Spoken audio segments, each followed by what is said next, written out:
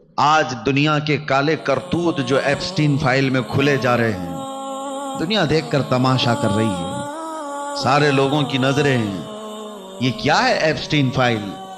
امریکہ کے کسی بیچ کے اندر ہونے والے نہایت ہی کالے کرتوت کے اوراق کھولے جا رہے ہیں، اور اس میں چھوٹے لوگ نہیں، بہت بڑے بڑے لوگ ہیں، اور ہر دن لوگ ایکسائٹڈ ہے، انتظار کر رہے ہیں کہ اب کس کا آئے گا، کون سے پرائم منسٹر کا کچا چٹا کھلنے والا ہے، کون سے پریزیڈنٹ کا۔ یہ سب ایک حمام میں ننگے ہیں اور ان کی فائلیں کھولی جا رہی ہیں۔ یہ بلیم نہیں ہے، الزامات نہیں ہے، ریئلٹی ہے جو لوگوں کے سامنے دکھائی جا رہی ہے۔ یہ سب اپنی جگہ پر لوگ آج چرچا کر رہے ہیں کہ دیکھو اس ملک کا بادشاہ بھی اس میں ہے ایپسٹین فائل میں، ارے ہمارے ملک کا کھلونا بھی اس کے اندر ہے۔ سب لوگ ہیں اور سب اس کو مذاق میں لیتے جا رہے ہیں۔ ابھی یہ نہیں سوچ رہا کوئی بندہ کہ یہ اتنے پاورفل لوگوں کے کالے کرتوت آخر کھول کون رہا ہے؟ کون ہے وہ جو ان سے بھی زیادہ طاقت والا ہے؟ ایک بات میں آپ کو بتاؤں، یہ وہ طاقتیں ہیں جن کے ہاتھ میں ڈپارٹمنٹ کے محکمے سے لے کر کے جوڈیشری تک کے گلے ہاتھ میں موجود ہیں، وہ جیسے چاہیں اپنے احکام نافذ کر چاہتے ہیں۔ تو دیکھا آپ نے، ارے پورے کے پورے الیکشن کھا جائیں، ویسے لوگ، طاقتور لوگ اپنے گندے اور کالے کرتوت کو آخر کیوں کھول رہے ہیں اور کھولنے کیسے دے رہے ہیں؟ ان کے پاس تو طاقت ہے، ان کے پاس تو پاور ہے، جو بھی ان کے کالے کرتوت کھولے گا اس کو تو یہ پکڑ لیں گے، گلا دبا دیں گے، ختم کر ڈالیں گے۔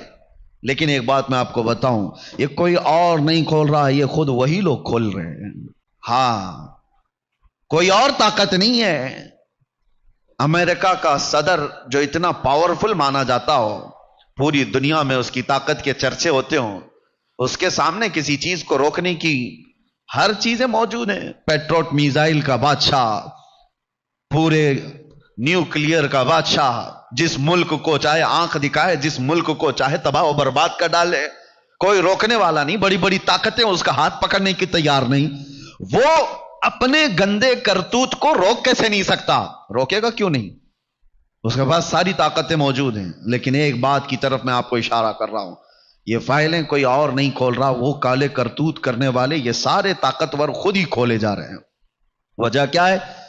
یہ پورا نظام دجالی نظام ہے، شیطانی نظام ہے۔ یہ مائنڈ پروگرامنگ کی جا رہی ہے کہ بڑے بڑے لوگوں کے زنا کے کالے کرتوت دیکھ کر عام آدمی پھر یہ سوچنے لگ جائے کہ بڑے بڑے لوگ جب 12 سال کی بچیوں سے بلاತ್کار کر سکتے ہیں تو ہم کیوں نہیں کر سکتے؟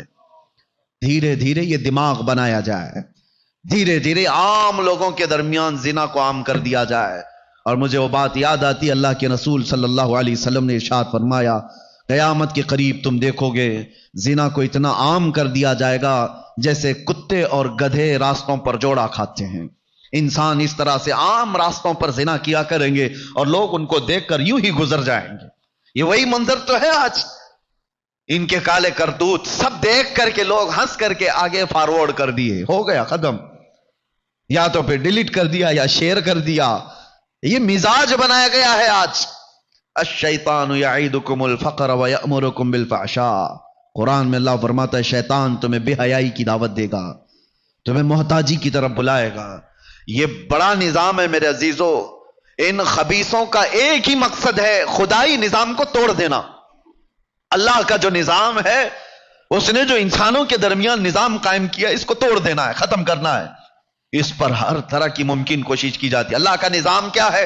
تمہیں پاکیزہ حلال غذاؤں سے تمہیں رزق دیا گیا، اس نظام کو ختم کر دو۔ حلال و حرام کوئی چیز ہی نہیں، ہر چیز کھاؤ، ہر چیز کھاؤ۔ بلکہ میں آپ کو بتاؤں، یہ ایپسٹین فائل میں یہ بھی تک ظاہر کیا جا رہا ہے کہ یہ ظالم مردود طاقتور لوگ جن بچیوں کے ساتھ بلاತ್کار کرتے تھے ان کا پخانہ بھی کھاتے تھے، پیشاب پینے والے بھی لوگ تھے۔ اپنی خواہشات کو کوئی آدمی اس حد تک اگر کوئی غلیظ کرتا ہے تو یہ شیطانی نظام ہے۔ اللہ کا جو نظام قدرت ہے اس کو پارا پارا کر دو، ختم کر دو۔ شادی کا نظام ختم کرنا چاہتے یہ دجالی دنیا، نہیں، لیونگ ان لائف ختم کرو، شادی ودی کا نظام۔ جو پسند آئے اس کے ساتھ رہو، جب تک چاہے رہو، بچے ہو جائیں تو بھی کوئی بات نہیں، پھر نہیں ہو تو چھوڑ دو، دوسری رکھو۔ شادی کا نظام ہی ختم۔ یورپ میں ہزاروں بچے ایسے ہیں جن کو باپ کا پتہ ہی نہیں، معلوم نہیں رہ گیا، کیونکہ ماں کئی لوگوں کے ساتھ رہی۔ ایسے ایک دو نہیں، ہزاروں بچے ہیں۔ نسب کے لیے اسلام نے حفاظت کا اتنا زیادہ حکم دیا کہ ایک طلاق شدہ عورت سے بھی تمہیں نکاح کرنے کے لیے انتظار کرنا ہوگا عدت کا، کہ پہلے والے شوہر کے نطفے کا ہلکا اثر بھی اس کے پیٹ میں باقی نہ رہے، اس کے رحم میں کوئی حصہ بھی باقی نہ رہے، تاکہ تمہارا اور پہلے والے کا نسب مختلط نہ ہو جائے، مل نہ جائے۔ اسلام نے اس پر زور دیا کہ بچوں کا نسب بہت ضروری ہے، اور اس نظام کو یہ دنیا ختم کرنا چاہتی ہے، پوری طاقت و قوت کے ساتھ اس کو ختم کرنا ہے۔ اور اسلام نے جو نظام سختی کے ساتھ دیا، مرد اب عورتوں سے نکاح کرے۔ قرآن میں اللہ تعالیٰ فرماتا ہے جو تمہیں اچھی لگے، ایک نہیں، دو نہیں، تین نہیں، 4 تک کی اجازت، واجب نہیں، اجازت کہ تم نکاح کرو۔ اور یہ دجالی نظام چاہتا ہے کہ یہ نظام ہی ختم کرے، مرد مرد سے شادی کر لے، عورت عورت سے شادی کرے۔ پوری کمیونٹی بنائی گئی LGBT، پوری دنیا اس کے حمایت میں کھڑی ہے، اس کے لیے قانون بنانے کی کوشش کی جا رہی ہے۔ مردوں کو آپس میں ہومو سیکسولیٹی کی اجازت دی جائے، عورتوں کو لیسبین بننے کی اجازت دی جائے۔ معاذ اللہ رب العالمین، اس پوری دنیا نے جو محنت اور طاقتیں لگائی ہے یہ خدائی نظام کو توڑنے کے لیے، اس میں ہم کہاں ہیں آج؟ سوچنے کی بات ہے، ہم کہاں ہیں؟ یہ سارے طوفانوں میں تم کہاں کھڑے ہو؟ اور تم ان بڑے طوفانوں سے بچ کیسے سکتے ہو؟ جہاں پر پاورفل لوگ تمہارے پیچھے پیسوں کی برسات کر رہے ہیں، ایسے طوفانوں میں کھڑے کیسے رہ پاؤ گے؟ کیا یہ وہ زمانہ نہیں ہے جس کے بارے میں حضور نے فرمایا تھا تمہارا ایمان پر قائم رہنا اتنا مشکل ہو جائے گا جیسے ہتھیلی میں انگارہ لے کر کھڑا ہونا مشکل ہے؟ بڑی بڑی طاقتیں تمہارے پیچھے لگی، اسلام نے تمہاری نگاہوں کی حفاظت کا حکم دیا تھا، اور انہوں نے پورا میدان تیار کر کے دے دیا۔ فیس بک، انسٹاگرام، نہ جانے کیا کیا چیزیں تمہارے لیے بازار مہیا کر دیے گئے۔ ہزاروں لڑکیاں اس میں ننگی ہیں، جس سے چاہے چیٹنگ کرو، جس سے چاہے باتیں کرو، یہ میدان کھلا بنا دیا گیا ہے۔ کس نے بنایا یہ میدان تمہارے چیٹنگ کے لیے، ڈیٹنگ کے لیے؟ کس نے بنایا؟ ہمارے بچے اس میں چلے گئے۔ افسوس ہوتا ہے کیا رسول اللہ کو منہ دکھاؤ گے؟ آج نوجوان یہ سمجھتے ہیں کہ یہ تو نئی دنیا کی بات ہے، نئے دوست بن رہے ہیں، کیا ہے؟ ایک بات میں آپ کو بتاؤں، ایک جملہ کہا جاتا ہے فلاں لڑکی کے ساتھ چیٹنگ ہوتی ہے، میری بیسٹ فرینڈ ہے۔ لڑکیاں کہتی ہیں اس کے ساتھ میرا کچھ بھی نہیں ہے، بیسٹ فرینڈ ہے۔ یہ جھوٹ ہے، کبھی ہو ہی نہیں سکتا۔ اللہ نے تمہیں حکم ہی نہیں دیا اس کا، بیسٹ فرینڈ کا۔ اجنبی کے لیے اللہ تعالی، اللہ کے رسول فرماتے ہیں جب ایک اجنبی مرد ایک اجنبی عورت کے ساتھ ہو تو تیسرا اس کے ساتھ شیطان ہوتا ہے۔ تمہیں یہ اجازت ہی نہیں دی گئی، لیکن دنیا نے یہ نظام بنا کر کے دیا ہے، تمہارے سامنے میدان بنا کر کے دیا ہے، کھیلو اس میں، ننگے ہو جاؤ۔ اور اتنا ننگا ہو جاتا ہے آدمی کہ خود اپنے آپ کو بھی، اپنے خاندان کو بھی، سب کو ننگا کر دیتا ہے۔ اللہ کے راستے میں وہ کوشش کرتے رہو جو اللہ نے تمہیں بنا کر کے بھیجا ہے۔ وجہ یہ ہے کہ اس نے تمہیں چنا ہوا ہے، ہوا اجتباکم، اس نے تم کو چن لیا ہے۔ وما جعل علیکم فی الدین من حرج، اللہ تعالیٰ یہ بھی فرماتا ہے تمہارے دین میں اللہ نے کوئی زبردستی نہیں رکھی ہے۔ ملت ابیکم ابراہیم ہوا سماکم المسلمین، تمہارے باپ ابراہیم کا دین وہ کیا تھا؟ وہ اسلام۔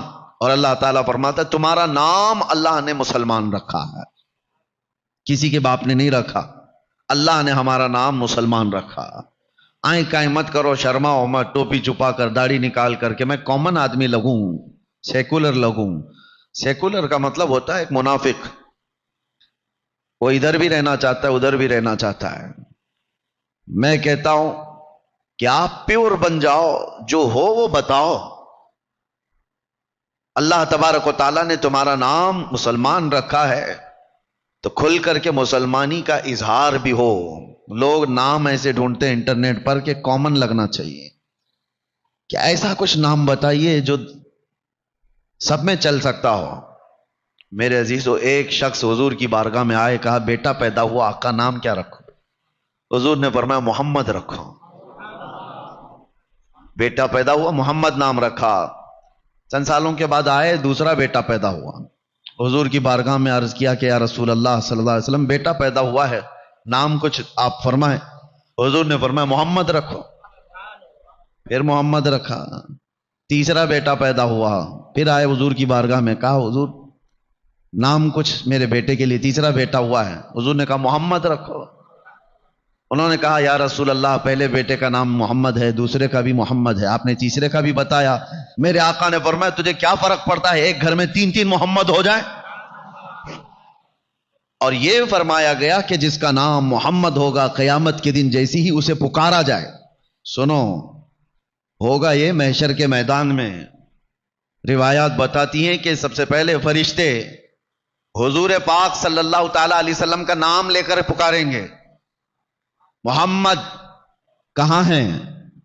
اس لیے کہ محشر میں سب کے نام چلیں گے، ہمارا بھی نام ہوگا، آپ کا بھی نام ہوگا۔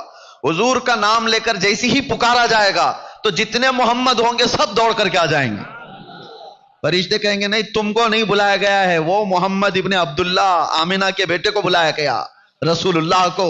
رب تعالیٰ فرماتا ہے میرے نام نبی کے نام پر آئے ہیں، سب کو بخش دو، اب واپس مت کرو، ایمان کے ساتھ آئے تھے۔ یہ نام رکھنے کا وہ اثر ہے میرے عزیزو۔ یہاں لوگ چھپانے کی کوشش کر رہے ہیں، سیکولر بننے کی بات کی جا رہی ہے۔ آپ کو اللہ تعالیٰ نے جس دین پر رکھا ہے اس کا کھل کر کے اظہار ہو۔ میں ایک بات اور بھی کہتا ہوں، ہاں اظہار تو کرتے ہیں ہم، بہت زیادہ کرتے ہیں، شو شائننگ میں بہت زیادہ ہے ہماری قوم۔ کہاں پہ پھول برسائیں گے ہمارے اوپر، ایک ایک کنٹل پھول، کسی جلسے میں جاؤ تو ہم دیکھتے ہیں، اور کاروں کی قطار ہے۔ پوچھنے پر پتا چلا کہ ہم اپنی شان کا اظہار کیوں نہ کریں؟ شان کا اظہار یہ کچرا کر کے پھولوں کی برسات کرو، پنڈال لگاؤ، بہت بڑے بڑے کمکمے لگاؤ، جھنڈیاں لگاؤ، پھر پتا چلتا ہے جلوس میں ساری چیزیں، اس لیے کہ اسلام کا اظہار کر رہے ہیں۔ ارے نادان، اسلام کا اظہار تیرے چہرے پہ ہوتا، تیرے لباس میں ہوتا، تم نے اپنے جسم پر اظہار تو نہیں کیا، اور چیزوں میں اظہار کرنے کی کوشش کر رہے ہو۔ مسجدوں کے مینار اتنے بلند ہو گئے، اس کی داڑھی 2 انچ بھی بڑی نہیں ہوتی۔ مسجدوں کو کتنی اوپر تک بنا دیا گیا ہے، تم نے اپنے آپ میں اظہار کیوں نہیں کیا؟ میں اکثر ایک بات کہتا ہوں، تم لڑتے ہو جھگڑتے ہو روزانہ اپنی داڑھی سے، اور یہ داڑھی بھی بڑی ضدی ہے، روز صاف کرتا ہے بیچارہ، داڑھی کو بولتا ہے نہیں میں مرد نہیں ہوں، وہ صبح نکل کے آتی ہے اور پھر بولتی ہے نہیں تو مرد ہے، پھر وہ نکالتا ہے۔ یہ اس کا جھگڑا تو زندگی بھر چلتا رہتا ہے، وہ ساتھ چھوڑتی نہیں اور یہ رکھتا نہیں۔ اس کو مذاق مت لو، یہ بات اس لیے میں عرض کر رہا ہوں کہ اللہ کے نبی صلی اللہ تعالی علیہ وسلم سے محبت کرنے والا دنیا داروں کے چہروں کو کیوں اپنانے لگ گیا؟ حضور سے محبت کرنے والے کو ڈر کس کا ہے؟ کس کا ڈر ہے؟ دنیا کا ڈر ہے کہ تمہیں دنیا تانا دے گی، یہ کیسے چہرے ہیں؟ مجھے بات یاد آتی ہے، مولانا علی برادران 2 لوگ تھے آزادی کے موقع پر، محمد علی جوہر اور شوکت علی۔ ناگپور میں گیا تھا، ایک بہت بڑے مفتی ہیں، انہوں نے مجھ سے کہا تھا کہ آزادی کے موقع پر یہ دونوں مولانا لوگوں نے ایک بڑی بات کہی تھی۔ کہا کیا؟ کہا 15 منٹ کے لیے وہ آئے تھے اور سارے مسلمان استقبال کے لیے گئے، اس وقت بھی حالات بڑے خراب تھے، سب جگہ پر تعصب بھرا ہوا تھا، مسلمانوں کے خلاف بڑی بڑی سازشیں چل رہی تھی۔ اس وقت لوگوں نے پوچھا کہ آپ قائدین ہیں، کچھ بتائیں کیا کرنا چاہیے؟ انہوں نے کہا بہت بڑی طاقت وغیرہ جمع کرنے کی ضرورت نہیں، 2 چیزیں پابندی سے کر لو، دیکھو پھر۔ کہا کیا 2 چیزیں؟ کہا کہ ان کی بات میں کہہ رہا ہوں، سارے جتنے لوگ ہیں سب لوگ داڑھی رکھ لو اور سب لوگ ٹوپی پہن لو۔ کہا اس سے کیا ہوگا؟ کہا تمہیں پتہ نہیں، اللہ نے اسلامی شکل میں وہ رعب عطا فرمایا ہے، وہ رعب عطا فرمایا۔ تم ہو کروڑوں کی تعداد میں لیکن دکھتے کہیں نہیں، تم کامن بن کر کے جی رہے ہو، سیکولر بن کر کے جی رہے ہو، اپنے دین کو چھپا کر جی رہے ہو۔ اور دیکھو ہزاروں کے مجمع میں 4 سکھ بھی ہوں گے تو لگتے ہیں کہ ہاں سکھ برادری کے لوگ ہیں، کیونکہ انہوں نے اپنی شناخت کو برقرار رکھا، اپنی پہچان کو برقرار رکھا۔ وہ ہزاروں میں 4 بھی ہوں تو نظر آتے ہیں، اور تم لاکھ بھی ہو تو نظر نہیں آتے، پوچھنا پڑتا ہے نام کیا ہے تمہارا؟ وہاں سے بھی نہیں سمجھ میں آتا، اس نے راجو نام بتا دیا، وہ ادھر بھی ہے ادھر بھی ہے، سمجھ میں نہیں آیا تو باپ کا نام پوچھنا پڑتا ہے، باپ کا نام کیا ہے؟ اس نے ببلو بتا دیا۔ राजू से भी नहीं समझ में आया, बबलू से भी नहीं समझ में आया, इधर का है कि उधर का है, दादा तक जाना पड़ता है। क्या ये हमारी पहचान है? अल्लाह के रसूल सल्लल्लाहु ताला अलैहि वसल्लम ने जिन सहाबा को अपने मुआशरे में रखा, अल्लाहु अकबर, उनकी पहचान क्या थी? एक रोमी बादशाह ने हुजूर सल्लल्लाहु ताला अलैहि वसल्लम के एक सफीर का कैसा इस्तकबाल किया था। एक सहाबी रोम गए हुए हैं और वहां के बादशाह से मुलाकात है, हुजूर का तर्जुमान बन करके गए, एम्बेसडर बन करके गए। रोम या दूसरा बेजेंटीन का किसी इलाके की बात है। उस बादशाह ने आपके, वो सहाबी हजरत नौमान, उनके एजाज में कालीन बिछा दिया रेशम की, और कुर्सी लगा दिया सोने की कलाई की हुई कुर्सी, क्योंकि धाक बैठी हुई थी अरब की लोगों के दिलों में। मोहम्मद रसूलुल्लाह सल्लल्लाहु अलैहि वसल्लम के सहाबा की फुतूहात सब जगह चर्चे में थी। जाहिर सी बात है उस वक्त इज्जत देने के लिए किया गया, रेशम का कालीन और सोने की कलाई की हुई कुर्सी लगाई गई। वो सहाबी रसूल के इस्तकबाल में, हुजूर के नहीं, हुजूर के तर्जुमान, हुजूर के सफीर, जैसे ही वो आए उन्होंने देखा, अपनी तलवार से उन्होंने वो कालीन को उठा के फेंक दिया, जमीन पर चल करके आए, कहा कि इस पे कदम नहीं रखूंगा, हटा दिया गया। अरे रेड कारपेट आज किसके लिए नहीं बिछाया जाता है? उस जमाने में रेशम का कालीन का मतलब होता है सबसे महंगी कालीन उनके लिए बिछाई गई। फिर जब सोने की कुर्सी पर बैठने का वक्त आया तो उन्होंने उसको भी धक्का देकर गिराया, आम सादा कुर्सी मंगवाई, उस पर बैठे। तो वो वक्त का जो बादशाह था उसने कहा कि इतना गुरूर है आप लोगों के अंदर, इतना एटीट्यूड, हमारी दी हुई चीजों का इस्तेमाल ना करना, ये क्या है? हजरत नौमान ने कहा एटीट्यूड, गुरूर, तकब्बुर नहीं है। बात दर हकीकत यह है कि मेरे नबी सल्लल्लाहु अलैहि वसल्लम ने मर्द को रेशम का इस्तेमाल हराम फरमाया, और गोल्ड का, सोने का इस्तेमाल मेरे नबी ने मर्दों के लिए हराम फरमाया है। इसलिए मैंने तुम्हारे रेशम का भी इस्तेमाल नहीं किया, तुम्हारे सोने का भी इस्तेमाल नहीं किया। कहने वालों ने कहा वो अरब के रसूल हैं, आप कहां है? वो यूरोप में आए हो, वो अरब में बैठे हुए मदीने में हैं और तुम यहां पर हो। उस सहाबी ने क्या खूब जवाब दिया था, उन्होंने कहा हमारा दीन वो नहीं है कि बाजारों में अलग और मस्जिदों में अलग, हम मदीने में भी मोहम्मद के गुलाम हैं, यूरोप में भी मोहम्मद के गुलाम हैं सल्लल्लाहु अलैहि वसल्लम। जिस इलाके में हैं हम इस्लाम का इजहार करते हैं। ये पासदारी थी, ये एहतराम था दीन का, वो लोग कामयाब थे। यहां पर लोग हमसे ये भी कहते हैं हजरत जहां जैसे जाएं वैसी बात करना चाहिए। हाँ, जिस पार्टी में जाए वैसा लहजा इख्तियार करना चाहिए। देखो इन सब का माहौल वही है, सबका माहौल वही बनता चला गया। उनसे जब बात करते हैं तो सेकुलर बात करना चाहिए, इधर आए तो ऐसा लगता है इससे कट्टर कोई है ही नहीं, मुनाफिकत है। दीन इस्लाम तुम्हें लहजे के इस्तेमाल का तरीका तो बताता है, लेकिन मुनाफिकत नहीं सिखाता, मुनाफिकत नहीं सिखाता। अल्लाह ने तुम्हें इस रुए जमीन पर चुना है तो प्यूरिटी के साथ जियो। जो शनाख्त मेरे नबी ने तुम्हें दिया, इससे बेहतर आइडेंटिटी कोई हो ही नहीं सकती, कोई नहीं हो सकती।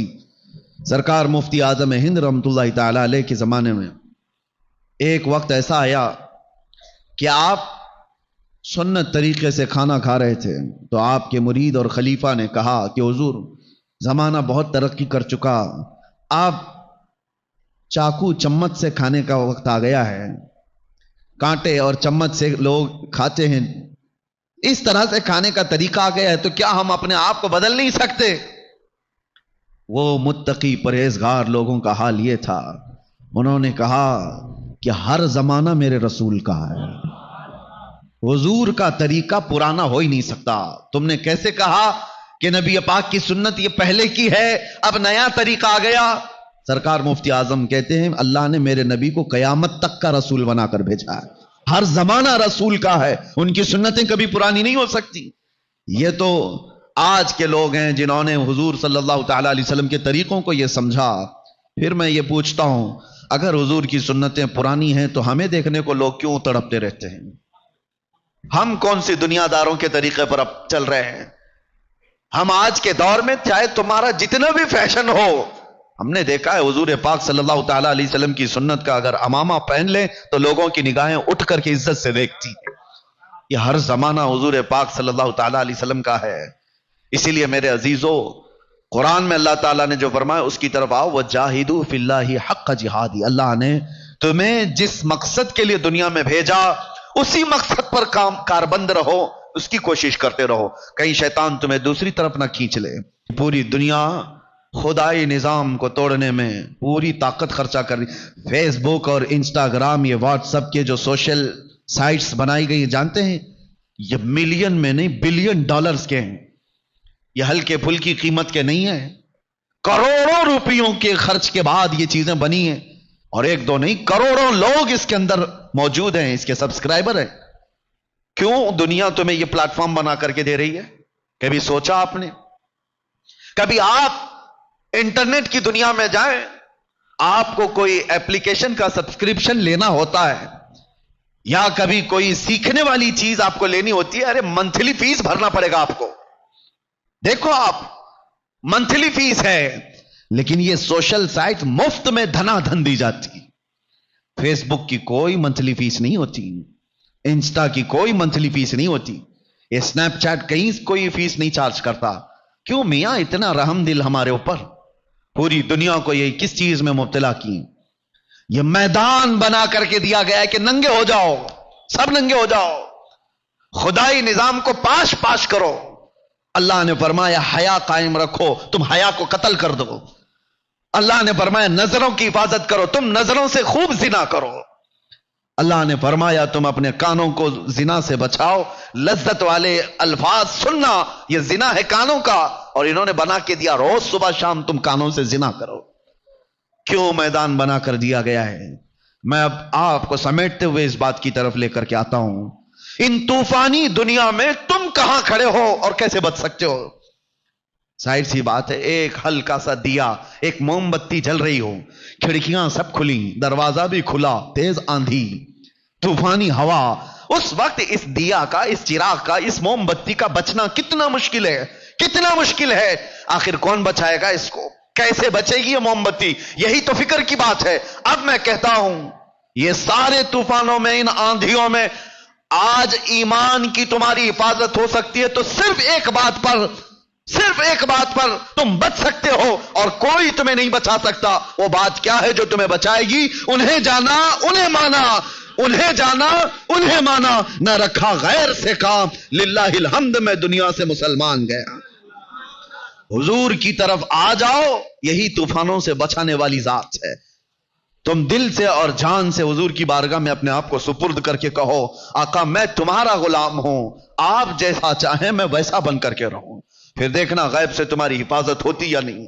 میرے عزیزوں، عنقریب ہمارے جنازے اٹھنے والے ہیں، بہت جلدی مسجدوں سے ہمارے نام کا اعلان ہو جائے گا. تم کس انتظار میں ہو کہ ابھی بہت دنیا باقی ہے؟ بلکہ اب تو دنیا اتنی تیزی سے ہمارے اوپر سے گزرے گی کہ اللہ کے رسول صلی اللہ علیہ وسلم نے فرمایا کہ تم دیکھو کہ سال مہینوں کی طرح ہو جائے گا، مہینہ ہفتے کی طرح ہو جائے گا، ہفتہ دن کی طرح ہو جائے گا. یہ اب سال بہت تیزی سے گزرنے والے ہیں. پہلے وقت میں برکت ہوا کرتی تھی، اب وقت میں برکت بھی نہیں، سب اٹھا لی جائے گی. ہم نے دیکھا ہے یوں چلتے چلتے کچھ نوجوان ہمارے آس پاس تھے، ارے آج آ کر کے لوٹ کر کے دیکھیں تو داڑیاں سفید ہو گئی، ان کے بال سفید ہو گئے، جوانی یوں تیزی سے گزر کر چلی گئی. اور اب وہ وقت بھی آ جائے گا جب ملک الموت دستک دے رہا ہوگا، موت کا فرشتہ تمہارے گھر آ چکا ہوگا. اس لیے میں کہتا ہوں اپنے آپ کو عیش و عشرت میں اتنا مبتلا کر کے نہ رکھو کہ جب تمہاری روح نکالنے کا وقت آئے تو کسی گناہ کے اڈے سے آپ کو نہ اٹھایا جائے. جب آپ کے دنیا سے جانے کا وقت آئے تو منہ چھپا کر جانے کی نوبت نہ آئے. آج لے ان کی پناہ، آج مدد مانگ ان سے، کل نہ مانیں گے قیامت میں اگر مان گیا. حضور پاک صلی اللہ تعالی علیہ وسلم کی طرف سے ہر جگہ یہ اعلان کیا جا رہا ہے، ہر جگہ اعلان کیا جا رہا ہے. قرآن میں رب تعالیٰ فرماتا ہے محبوب اپنے غلاموں سے کہہ دے میرے پیچھے چلو. اگر وہ آپ کے پیچھے چل بھی لیں اللہ فرماتا ہے یحببکم اللہ، اللہ ان سے محبت کرے گا، اللہ ان سے محبت کرے گا. رب تبارک تعالیٰ فرماتا ہے یہ اللہ کے محبوب ہو جائیں گے. اسی کو آیت نے کہا وجاہدوا فی اللہ حق جہاد، اللہ کے راستے میں اتنی محنت کرو جو بننے کا اللہ تعالیٰ نے تمہیں حکم دیا. اب کس پہ محنت کر رہا ہے آدمی؟ چہرے پر پاؤڈر لالی سے، باڈی پر کس پہ محنت کر رہا ہے؟ ارے میں تو ان نوجوانوں کو دیکھا فجر میں 5 بجے اٹھ کر جیم جا رہے ہیں، اور بڑے بڑے ہتھوڑے اٹھا رہے ہیں، کیا کیا ڈمبل اٹھا رہے ہیں، اور بڑی محنت کے ساتھ پسینے میں شرابور ہو کر کے آ رہے ہیں، کیا کر رہے ہیں؟ باڈی بنا کر کے آ رہے ہیں، اور گزرتے چلے گئے اور 2 رکعت نماز پڑھنے کی توفیق نہیں ملی، فجر کی 2 رکعت نہیں پڑھ سکے۔ تم بڑے طاقتور ڈمبل اٹھا کر کے آئے اور پتہ نہیں کتنی محنت والے ورک آؤٹ کر کے آ رہے ہیں جسم بنانے کے لیے۔ اللہ تو فرما رہا ہے اس کے راستے میں وہ بننے کی کوشش کرو جو بننے کے لیے تمہیں بھیجا گیا۔ تم نے جسم پر محنت کی، میں اس کے خلاف نہیں ہوں، ورک آؤٹ کرنا غلط نہیں ہے، جسم کی حفاظت کے لیے خیال کرنا غلط نہیں، کرو، روز کرو، ارے 6 گھنٹہ جیم کرو، آپ کو منع کس نے کیا؟ لیکن تمہاری روح کو اتنا بیمار نہ کرو کہ اندر سے بدبو آنے لگ جائے، روح کو اتنا غلیظ نہ کر دو گناہوں سے کہ تمہاری آنکھوں سے حیا ختم ہو جائے، تمہارے دل کے اندر گندگیوں کی آماجگاہ ہو جائے۔ جسم بناؤ، لیکن ایسا جسم بناؤ جیسے خالد بن ولید کا تھا۔ ہاں، وہ رسول اللہ کے وہ غلام تھے۔ ارے آج کا کون جوان ہے، لاؤ کوئی باڈی بلڈر۔ خالد بن ولید رضی اللہ تعالیٰ عنہ ایک ہاتھ میں تلوار اٹھاتے تھے تو 35 کلو کی تلوار تھی، دوسرے ہاتھ میں ڈھال پکڑتے تھے تو 40 کلو کی ڈھال ہوتی، اور ایسے میں لڑتے بھی تھے، یہ نہیں کہ اٹھا کر کے چل رہے ہیں، ارے 35 کلو کی تلوار اٹھا کر کے ضرب لگائے، کوئی بچے گا کیا سامنے والے کا؟ 35 کلو کی جب وار پڑے اور وہ بھی فل سپیڈ میں، بچے گا کیا؟ وہ طاقت تھی۔ خالد بن ولید کی شکل اور ان کا حلیہ اگر معلوم کرو تو کون سے کاجو بادام کھاتے تھے، وہ کون سا معجون کھاتے تھے، ان کو کون سا وے پروٹین دیا جاتا تھا؟ سوچا کبھی، پوچھا کبھی خالد بن ولید کی طاقت کا حال؟ بلکہ وہ خود کہتے میرے پورے جسم میں ایک بالشت جگہ بھی باقی نہیں جہاں زخم نہ لگاؤ، زخم نہ لگا۔ اور جنگ موتا میں وہ کہتے ہیں 9 تلواریں میرے ہاتھ سے ٹوٹی، وہی 9 تلواریں ٹوٹی، اور پوری زندگی میں 125 جنگیں لڑی ہیں۔ تم نے اتنے میچ نہیں کھیلے ہوں گے، اور وہ جان کی بازی لگانے والے سیف اللہ المسلول۔ اور قسم خدا کی میں آپ کو کہہ رہا ہوں، حیرت ہوتی ہے پڑھ کر کے کبھی تاریخ، ایک جنگ میں بھی شکست کبھی نہیں لی، لیکن راز یہ تھا کہ وہ اپنے امامے کی حفاظت کرتے تھے۔ جنگ میں ایک بار امامہ گر گیا، ایک کافر نے گردن پر تلوار رکھ دی، آپ نے تلوار کی طرف توجہ نہیں کی، پگڑی کی طرف توجہ، اٹھا کر کے لائے۔ وہ ڈر گیا کہ میں مار سکتا تھا، گردن اڑا سکتا تھا، یہ تو ٹوپی اٹھانے گیا۔ اس نے پوچھا کہ تم خالد بن ولید ہی ہو، سپہ سالار اسلام ہو؟ جنگ کے حالات میں ایسا کون کرتا ہے کہ گردن بچانے کی بجائے ٹوپی بچانے چلا جائے؟ خالد بن ولید نے کہا میرا یقین یہ ہے میں اپنے طاقت کے بل بوتے نہیں لڑتا، اس ٹوپی میں رسول اللہ کے 3 منہ مبارکہ ہیں، اس امامے میں رسول اللہ کے 3 منہ مبارکہ ہیں، اس نسبت پر فخر ہے جو خالد کو سیف اللہ بنا چکی ہے۔ عزیزان گرامی وقار، وہ صحابہ تھے، فخر کرتے تھے تو نسبت مصطفیٰ پر، ان کے پاس طاقت و قوت تھی تو نسبت مصطفیٰ سے، انہوں نے راج کیا ہے، حکومتیں کی ہے تو نسبت مصطفیٰ سے۔ عمر ابن خطاب رضی اللہ تعالیٰ عنہ یہی تو کہتے ہیں 36 لاکھ اسکوائر کلومیٹر پر تنہا حضرت عمر کی نگرانی تھی، اور وہ بھی ایسی نگرانی کہ مدینے میں بیٹھے ہیں اور ملک شام میں ایک ماں اور بیٹی دودھ میں پانی ملانے سے ڈر رہے ہیں، اور کہتی ہے بیٹی ماں سے، ماں پانی مت ملانا دودھ میں، عمر کی حکومت ہے، عمر ابن خطاب کی حکومت ہے، ان کی خلافت ہے۔ یہ کہاں سے آتا ہے یہ پاور؟ انہی سے سنو۔ حضرت عمر کہتے ہیں میری حیثیت تو اتنی ہے کہ میں خطاب کا بیٹا عمر، بچپن میں مجھ سے 2 بکریاں نہیں سنبھلی جاتی تھی، میرا باپ مجھے روز مارتا تھا، لیکن جب تک بکے نہ تھے تو کوئی پوچھتا نہ تھا۔ حضور کے قدموں سے وابستہ ہوا تو عمر ابن خطاب کہتے ہیں میں وہی خطاب کا بیٹا ہوں عمر، لیکن آج میں 36 لاکھ اسکوائر کلومیٹر پر تنہا حکومت کرتا ہوں، اس لیے کہ محمد عربی کا غلام عمر ہوں۔ نسبت رسول اللہ کی، یہی تمام چیزوں کی طاقت کا راز ہے، قوت کا راز ہے، تمہاری سربلندی کا راز ہے، ہماری عزتوں کا راز ہے۔ یہ ساری چیزوں کی طرف آپ کی توجہ ہو۔ ایک بار نوجوان اٹھ جائیں اور یہ طے کر لیں کہ ادھر ادھر کی چھوڑ میں میرے مصطفیٰ کی قدم کی طرف نکلتا ہوں، دیکھنا عزتیں تمہارے گھر پر دستک دیں گی۔ لوگ آج بھی اس انتظار میں ہیں کہ وہ جوان کہاں چلا گیا جس کے چلنے سے محلے میں خوشبوئیں آیا کرتی تھی، وہ جوان کہاں چلے گئے جن کی باتیں سننے کے لیے لوگ کان کھڑے کیا کرتے تھے۔ آج لوگ اپنے دروازے کیوں بند کر لیتے ہیں عیاش نوجوانوں کو دیکھ کر کہ ان کے گزرنے سے کہیں ہماری بیٹیوں کی عزت نہ پارا پارا ہو جائے؟ وہ بچے کیوں آ گئے اس لیے ان تمام مادیات سے ہٹ کر کے بارگاہ مصطفیٰ میں آنے کی میری ایک ہی دعوت ہے، میرا ایک ہی عنوان ہے کہ محمد سے وفا تو نے تو ہم تیرے ہیں۔ یہ جہاں چیز ہے کیا، لوح و قلم تیرے ہیں۔ رب تبارک و تعالی جب تک سانسیں باقی ہے حضور کے قدموں میں عزت کی زندگی عطا فرمائے، ناموس مصطفیٰ پر پہرے داری کی آخری دم تک مولا ہمیں توفیق عطا فرمائے۔ ان دجالی نظام اور شیطانی نظام اور ان طوفانی ہواؤں میں مولا ہمارے ایمان کی سلامتی عطا فرمائے، ہمارے عقیدے کی حفاظت عطا فرمائے، ہمارے قیامت تک پیدا ہونے والی نسل کو عشق مصطفیٰ میں پیدا فرمائے، ہماری اولاد کو، ہمارے گھر کو، ہمارے خاندانوں کو بد عقیدہ اور گمراہ ہونے سے مولا حفاظت فرمائے۔ اس مسجد کی رونقوں کو ہمیشہ قائم و دائم رکھ مولا، یہاں کی روحانیت کو سدا قائم رکھ۔ اے قدیر و جبار خدا، یہاں کے مسلوں میں، یہاں کے سجدوں میں اے اللہ تو لذتیں عطا فرما، ایمان و عرفان کی لذتیں عطا فرما، حضور پاک کی محبت کی خوشبوئیں عطا فرما، اور جب دنیا سے جانے کا وقت آئے تو مولا کلمہ زبان پر جاری فرما۔ وآخر دعوانا ان الحمدللہ رب العالمین۔ السلام علیکم۔ شعبان کا مہینہ ختم ہونے کو آ گیا اور یہ آخری جمعہ ہے، اب اگلا جمعہ آپ کا رمضان میں آئے گا۔ سب سے پہلے توبہ اور استغفار۔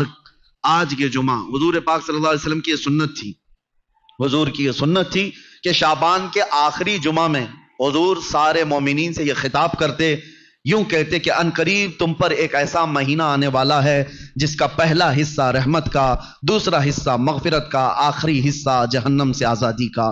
حضور رمضان کے متعلق اس جمعہ میں بیان فرماتے، اور اس لیے میں آپ کو اس سنت پر عمل کرتے ہوئے عرض کرتا ہوں، اس عظیم مہمان کے آنے سے پہلے اپنے گھر بار کو صحیح کر لو، تیاریاں ایسی کرو جیسے کسی مہمان کا استقبال ہو۔ رمضان کی تیاریوں میں گھروں کی صفائی صرف کچرے سے نہیں، غلاظتوں سے، گناہوں سے، عیاشیوں سے، آوارگیوں سے، ان تمام سے بچوں کو ٹائم ٹیبل بنا دو کہ بیٹا رمضان المبارکہ ہے، تمہاری یہ گیم کھیلنے کا وقت نہیں ہے، تمہاری یہ ٹی وی پر بیٹھنے کا وقت نہیں ہے، یہ سیریل اور فلموں کا وقت نہیں ہے، یہ سب چیزیں بند کرو۔ بچوں سے کہو یہ اللہ کا مہینہ آ رہا ہے، اس لیے کہ میرے آقا نے فرمایا قیامت کے دن جس کے خلاف رمضان کھڑا ہو گیا اسے جہنم میں جانے سے کوئی بچا نہیں سکے گا۔ یاد رکھو آپ، جس کے خلاف رمضان اور قرآن کھڑے ہو گئے حضور فرماتے ہیں اس کو دوزخ میں جانے سے کوئی بچا بھی نہیں پائے گا، اور جس کی شفاعت کے لیے کھڑے ہو گئے تو پھر وہ جنت میں جا کر رہے گا۔ جس کی حمایت میں یہ دونوں کھڑے ہو گئے، قرآن اور رمضان، اسی لیے قرآن اور رمضان۔ رمضان کیسے خلاف کھڑا ہوگا؟ اللہ کی بارگاہ میں مقدمہ کرے گا کہ مولا میں اس کے گھر گیا تھا، اس نے میری بڑی بے حرمتی کی ہے، میں اس کے گھر گیا تھا تیرا مہمان بن کر، اس نے میری بہت توہین کی ہے۔ رمضان کے مہینے میں دن کے وقت کھانے پینے والے کے متعلق کہا گیا ہے ایک روزہ چھوڑنے کا عذاب 600 سال تک وہ دوزخ میں رہے گا۔